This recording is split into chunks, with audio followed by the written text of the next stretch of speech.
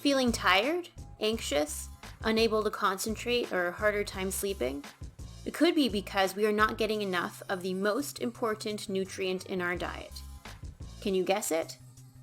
I'll tell you that and more only here on the People Scientist podcast.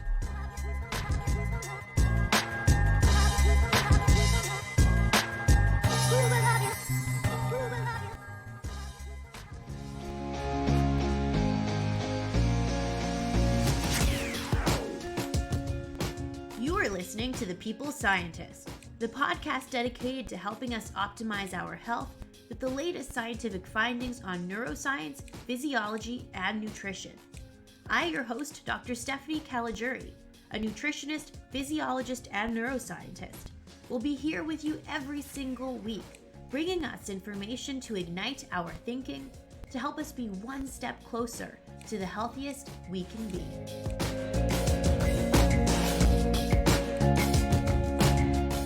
Hello, my People Scientist Army, and welcome back to the People Scientist podcast for episode 65, where every week I arm us with some scientific evidence so we can all be a little bit smarter and lead the healthy lives we want to live. How are we all doing this week? All of my projects are fully underway the last couple of weeks. I'm continuing to study the differences between the male and female brain, how anxiety and alcohol dependence are linked. I study nicotine addiction and how nicotine impacts our brain health and overall health. I also study sugar addiction and how we can become addicted to sugar and how sugar impacts our brain. I hope one day soon to be able to publish these studies so that I can share my very cool findings with all of you. So let's jump into this week's episode. For episode 65, I'm continuing in line with some topics that might be relevant to us now that it is summer in many parts of the world. So I'm going to be talking all about hydration. For example, what are some signs of mild dehydration? How does dehydration impact our brain? How much water do we really need to drink? If we consume caffeine or alcohol, do we need to drink much more water? And far more. So as we always do, let's start off with some core takeaways.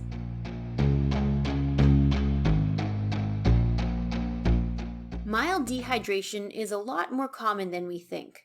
Up to 71% of people in certain countries have been found to have at least mild dehydration. So what are the effects of mild dehydration? Well, this can lead to us feeling very tired or fatigued, not being able to concentrate, having reduced memory, a reduced ability to think, having anxiety, or even headaches. But here's the thing that I think a lot of us did not know. If we are mildly dehydrated often or long term, some scientists report that this may put us at a higher risk for depression, generalized anxiety, obesity, diabetes, heart disease, or even kidney disease. That's surprising, isn't it? I'll get into the reasons why this may be the case in this episode. So if I'm saying that we need to make sure we are hydrated, how much water do we actually need every day? Is it 8 cups of water a day like we usually hear? Nope, it's actually more than that. Our water requirements are dependent on many factors, but for the average adult, it is said that we need between 2.7 to 3.7 liters of total water per day. Because we get some water from food, it is said that we need to drink about 9 to 12 cups of water a day for the average person. We need to drink more water, especially if we consume caffeine and alcohol, if we are following fasting, time-restricted eating, or a ketogenic diet, if we live in a hotter climate, do strenuous exercise, sweat a lot, or have a lot of muscle. However, if we have kidney failure or any other condition that requires us to limit our water intake, this is important to keep in mind as well. Always speak to your physician or dietitian. Now, let's get into those details.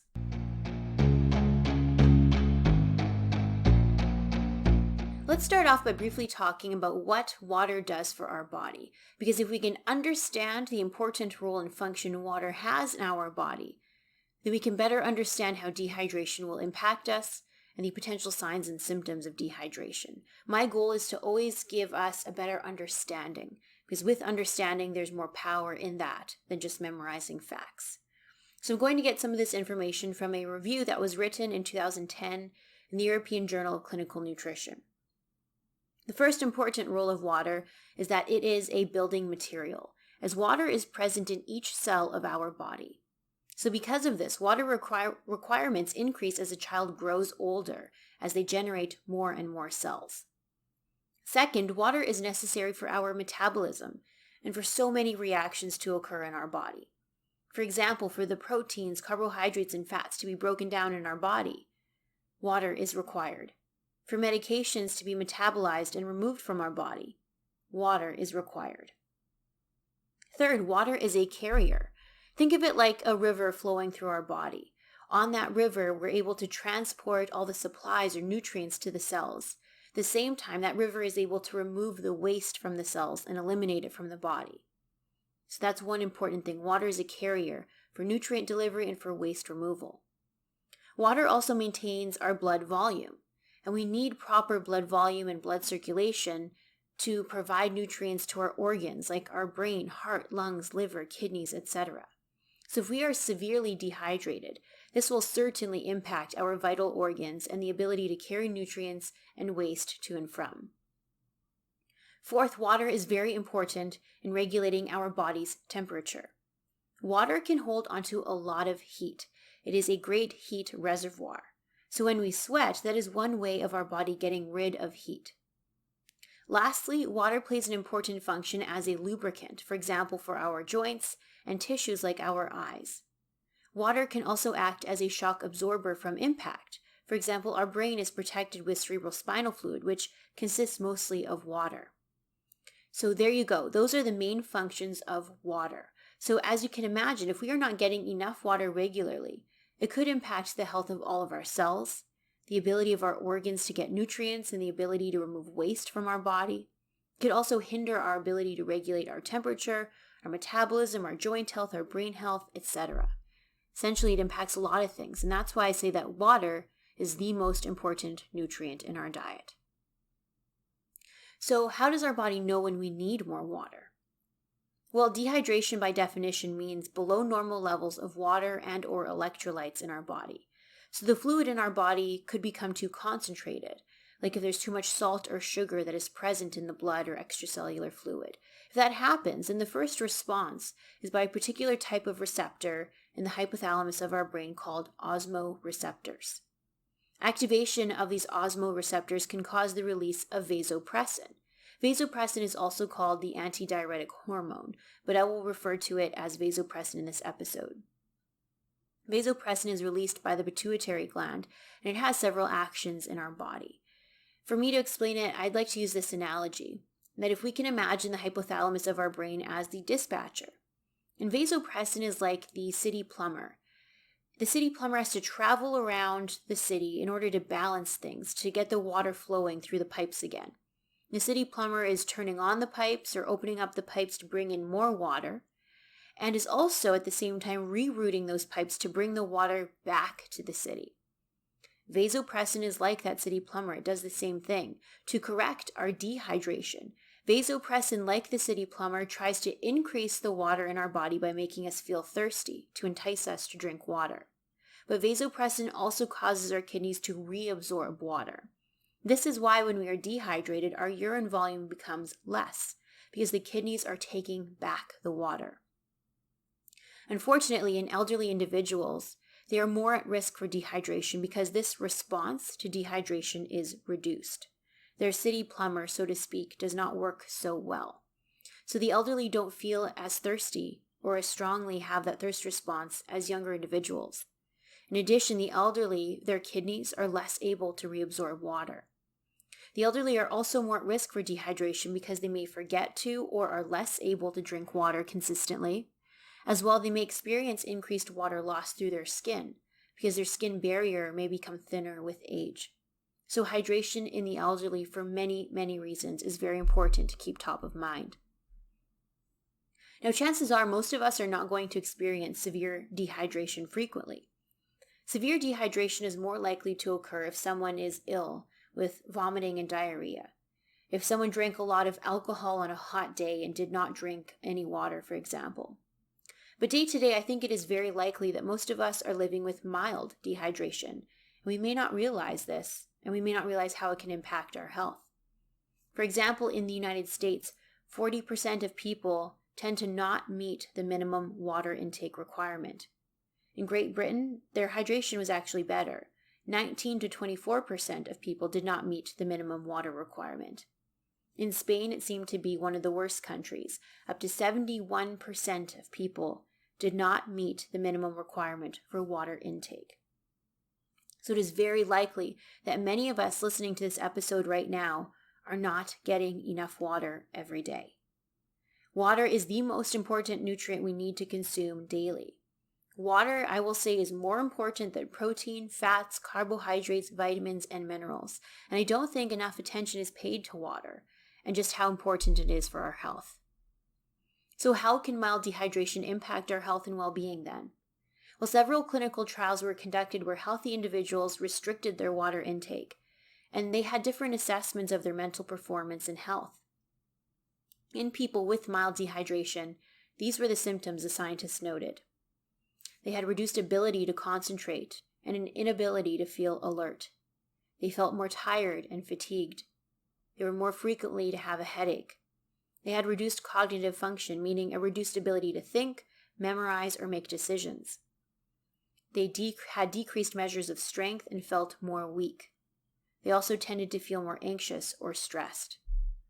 Being dehydrated by even 2% tends to impair performance in tasks that require attention, psychomotor, and immediate memory skills.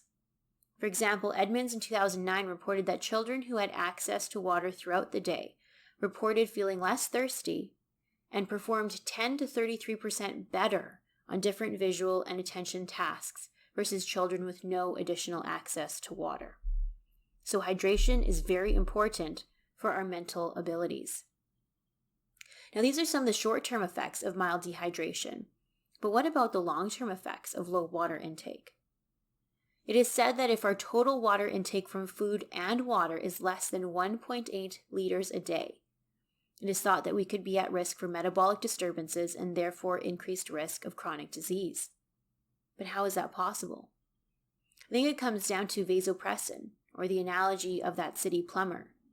The city plumber has an important job to do, but it should really only be there in certain scenarios, sometimes. But if that city plumber hangs around too long or all the time, could disrupt the flow of the city. So too, vasopressin, if it hangs around too long, could disrupt our health. Melander wrote a great review in 2016 about vasopressin and the effect it can have on our health long term. So remember, vasopressin is released when we are dehydrated. Several observational studies have shown that people who have high vasopressin levels in their blood long term seem to be at a higher risk for anxiety, depression, diabetes, heart disease, and early death. But how is that possible? Is it just a correlation, or does vasopressin actually cause these negative effects on our health? Well, it appears that vasopressin has other effects on the brain and body, that it does not just regulate hydration status. So it turns out our city plumber just isn't a plumber, but they also have a bad side. Perhaps that city plumber also happens to be a criminal. I say this because vasopressin might cause some negative consequences to our health. For example, vasopressin can stimulate the production of adrenocorticotropic hormone, which results in the release of cortisol. Probably many of you have heard of cortisol. Cortisol has been in the scientific literature a lot in regard to it having a negative effect and a long-term stress response in our body. Cortisol is considered a stress hormone that manages that fight or flight response. Now, that's an important response when we need it. But if that stressful fight or flight response is active all the time in our body, that is when we can have negative consequences. And this is thought to be a result of high vasopressin from being dehydrated. For example, cortisol can cause an increase in our blood sugar levels so that we have energy for that fight or flight response. But if our cortisol remains elevated long term, if that stress response remains, then it could contribute to diabetes, improper sleep, feelings of anxiety, weight gain, and headaches, for example. Chronic dehydration could also present as a mild version of Cushing's syndrome, which has a lot of those same symptoms. Now, in animal studies, we're able to look at the direct effects of dehydration or high vasopressin levels. And for example, in rats, they've shown that high vasopressin can reduce glucose tolerance, meaning if the rats were dehydrated, they were at a higher risk for developing diabetes. But if the rats drank adequate water, the vasopressin levels normalized and their glucose tolerance also normalized. In the Annals of Nutrition and Metabolism in 2015, the scientists reported that proper hydration status may actually be able to reduce the risk for developing chronic kidney disease. The reason being is vasopressin, which is elevated when we are dehydrated, could have a negative effect on kidney health. Vasopressin may also elevate uric acid levels in the body, which may damage the kidneys. So, if we are feeling tired, unable to sleep, feeling anxious, it would be wise for us to check in with how many cups of water we actually drink every day, and consider that perhaps we're mildly dehydrated. This could be having an impact on our cognitive functioning as well as our long-term health. Now, there are two types of dehydration that are important to keep in mind. The first, which tends to be the more common, is namely just water loss dehydration. And this can occur, for example, from eating too much salt or too much sugar. There's another type of dehydration, which is water loss, but that is also combined with salt and electrolyte loss. And that can happen with being sick, with strenuous exercise or a lot of sweating, fasting, or following a ketogenic diet long term. So how do we typically become dehydrated? There are many ways. The most common reason is that we simply do not take in enough water. We could be sweating because it's hot, we're exercising, we were sick with vomiting or diarrhea. We consume diuretics like caffeine or alcohol that increase water loss. But we also may not realize it, but we can also become dehydrated if we eat large amounts of salt, sugar, carbohydrates, and protein. All these things can lead us to being dehydrated. The reason why is because eating salt, sugar, protein, and carbs could lead to an increase in the osmolality of our blood, which by definition is dehydration. So here's an analogy to understand this. Imagine that we are in our kitchen and we're about to bake something, and we have a cup of water in front of us. Let's say that we add a cup of sugar to that water, and we start mixing it with a spoon. What is going to happen to that water? Well, it'll become a bit cloudy. That water may also become a little bit thicker and not as easy to mix around compared to just plain water, right?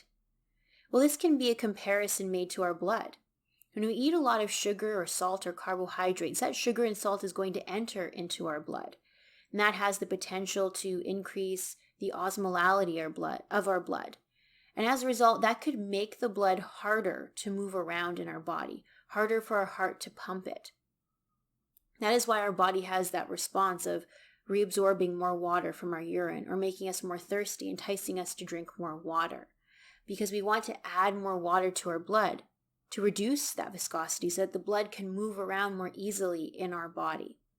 So imagine in that cup of water where you have the sugar, if you add more water to it, that water is likely to get more clear and more easy to stir around again. That's why we get thirsty when we eat a lot of sugar or salt. So when we eat a lot of sugar and salt, we need to make sure to drink a lot of water with it as well, because it's also going to give our body a better chance at removing the salt and sugar, and it's also going to be able to reduce that vasopressin response to help us get rid of more water as well. So now that I've talked about the importance of hydration, how can we tell if we are dehydrated? Well, the best way, the most specific way, is through a blood test to measure the osmolality of our blood. But obviously this is not possible for us to test daily for ourselves. So are there any other easy ways to tell if we are dehydrated? But Hooper conducted a Cochrane review in 2015, which is a very high-quality review, to determine which assessments of dehydration were the most accurate. In this study, that skin turgor test of pinching the skin or the dryness of the mouth did not seem to correlate very well to blood osmolality or hydration status. Interestingly, the two questions that correlated the best to indicate hydration status were number 1, if people felt fatigued, they were very likely to be dehydrated. And number 2, if people reported that they did not drink water in between meals, they were also very likely to be dehydrated. So those two questions, if we say that we feel very fatigued, or if we missed drinking water in between meals, it's very likely that we have some level of dehydration.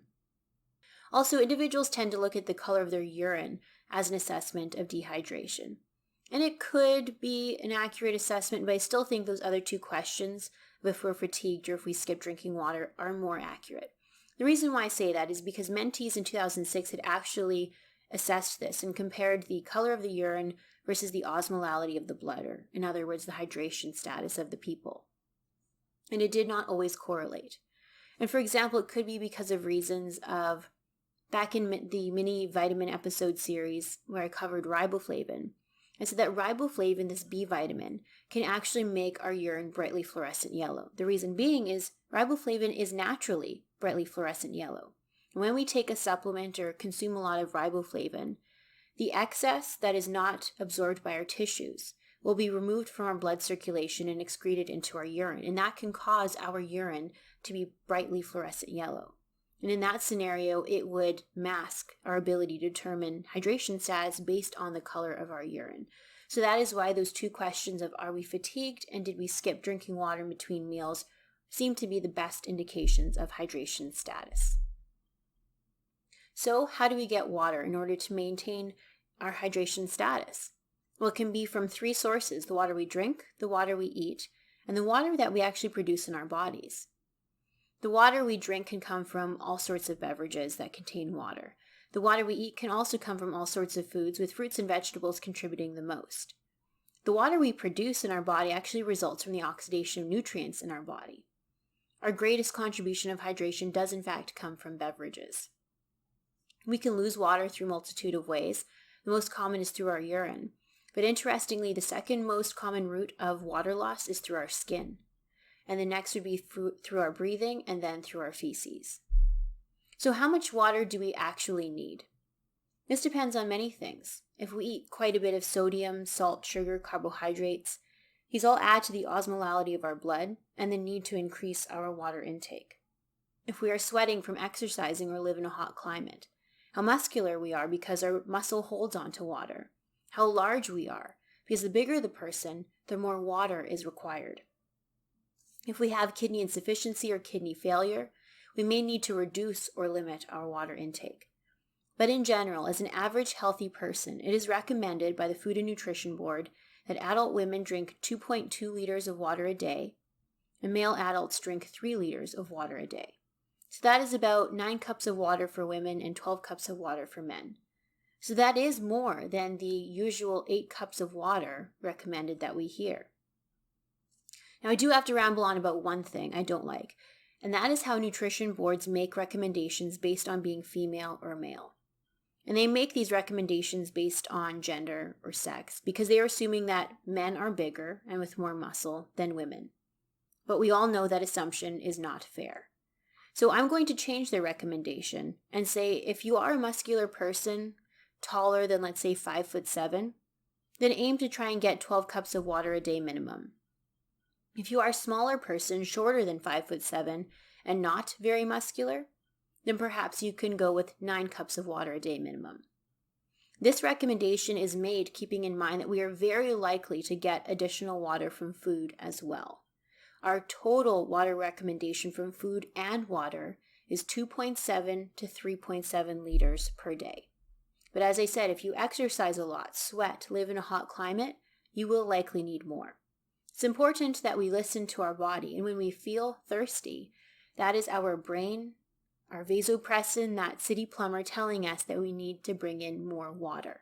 And the reality is that many of us do not listen to our thirst signal because 19 to 71% of us, depending on the country we live in, get below that minimum water intake requirement. I also want to point out in the context of recent diets and ways of eating the importance of hydration status. For example, in regard to eating a ketogenic diet or doing intermittent fasting or time-restricted eating, we may be more likely to experience dehydration for a couple of reasons. Number one, because in general with this way of eating, we are taking in less sodium and sugar, particularly in a particular time frame as we are with fasting. And number two, because with these ways of eating, we are using up our muscle glycogen for energy. And muscle glycogen is bound to a lot of water. So when we burn that up for energy, we lose a lot of water. This is why a lot of water weight is lost when we fast or eat ketogenic. So it is very important to keep in mind to drink water frequently, when we are following these ways of eating. If we are fasting for a long period of time, let's say longer than 36 hours, or if we are following a ketogenic diet long term, let's say longer than 7 days, then it is suggested that we need to keep in mind that we may need to add some sodium chloride or potassium citrate. Glucose as well is typically recommended for dehydration, but if we are fasting or eating ketogenic, I understand that adding glucose or sugar is not possible. So for example, one way of making sure we get enough potassium citrate and sodium chloride is to eat a lot of fresh greens rich in potassium and add a little bit of salt to the food. Tomato paste is also pretty high in potassium, so we can try adding tomato paste to some of the dishes as well. In terms of ready-made electrolyte drinks, Pedialyte and Rehydralyte are approved by the Institute of Medicine to treat dehydration, but these do contain sugar as well, so that's something to keep in mind. So again, if you're eating ketogenic or fasting, please keep in mind your hydration status, as it is even more important when eating this way. Now, if we consume caffeine or alcohol, this also has the potential to influence our hydration status. Now, whether or not caffeine is a diuretic, meaning if it increases water loss, is still a bit controversial. Some studies show it is a diuretic, some studies show it's not. But many scientists would agree that 1 milligram of caffeine could cause on average 1.17 milliliters of water loss. So what does that mean? Well, if we drink 1 cup of coffee, which gives about 200 milligrams of caffeine, it could cause 234 milliliters of water loss. Alcohol, however, is more clearly seen as a diuretic. For example, 1 gram of alcohol can cause 10 milliliters of water loss. So we can say that for every can of standard beer that's 5% alcohol, for every small glass of wine, or for 2 ounces of 30% hard alcohol, that we lose about 140 milliliters of water. Yes, the volume of water in the beer or wine can count towards hydration, but typically we need more water than what is present in our alcoholic beverage.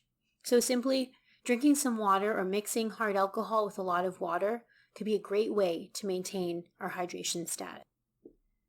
Something that I haven't mentioned yet is in women that have not gone through menopause, their menstrual cycle can greatly impact water retention. Often women will experience more bloating and water retention in the premenstrual phase of the cycle. The reason being is progesterone is highest during the premenstrual phase, and progesterone gets converted into aldosterone.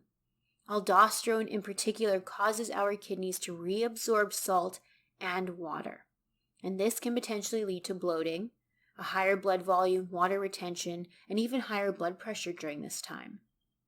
That is why one common medication to treat high blood pressure is a diuretic, because it'll reduce the water retention, reduce the blood volume, and reduce the workload on the heart, aka blood pressure.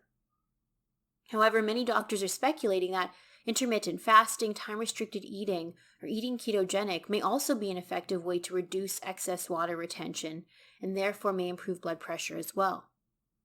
So if you are wondering why you feel like you're retaining more water at a certain time of your cycle, it is likely because of that hormone aldosterone. So how can we combat that? The best way is to cut down on salty and sugary foods and drinks at this time and to increase our water intake. I know it sounds kind of like an anomaly that we drink more water to get rid of excess water. But the thing is, when we drink water, we prevent that brain signal that tells our body to hold on to water. It reduces that job of the city plumber. It reduces the vasopressin levels, so to speak. So simply put, lots of salt and sugar are bad, and drinking lots of water typically is good in normal, healthy adults.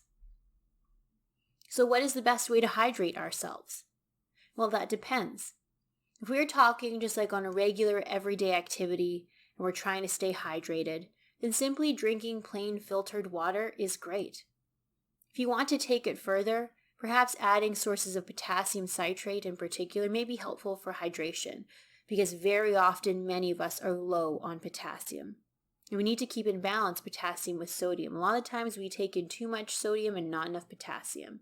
So we could try adding cucumber slices, orange, lemon, or grapefruit slices to our water. which could add a source of potassium and could aid in hydration. It would also make the water taste better, which could also help motivate people to drink more water. In a clinical trial in 2012, the ability for different drinks to hydrate young, healthy men after 60 minutes of intense exercise was compared. The scientists tested regular bottled water, pure coconut water from concentrate, and a sports drink.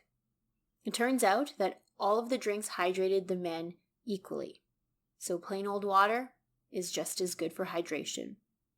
In 2015, in the American Journal of Clinical Nutrition, the following drinks were not better or worse for hydration versus regular water: cola, diet cola, hot tea, iced tea, orange juice, sparkling carbonated water, or a sports drink. They were not different from the hydration response of just drinking water alone.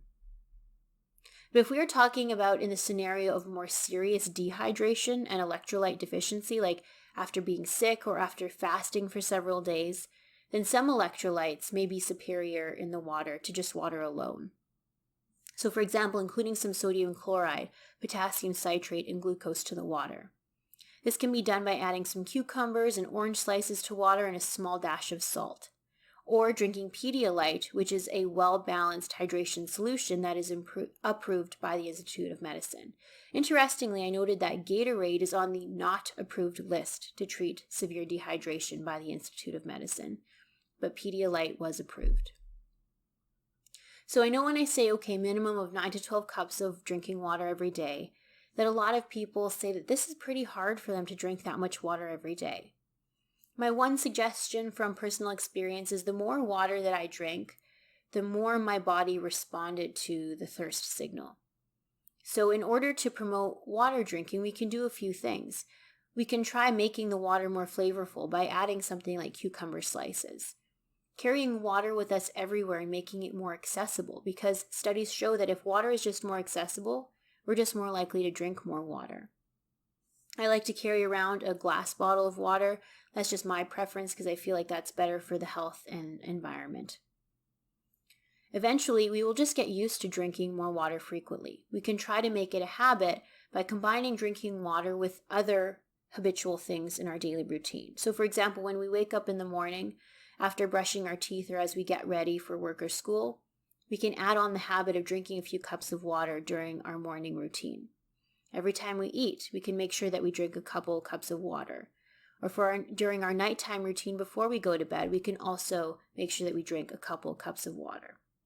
That's just one way to try and make hydration status a priority in our lives and to make drinking water more of a habit. So that is a wrap, my people scientist army. As adults, we want to consume at least 2.7 to 3.7 liters of water every day. We can get this from food and water.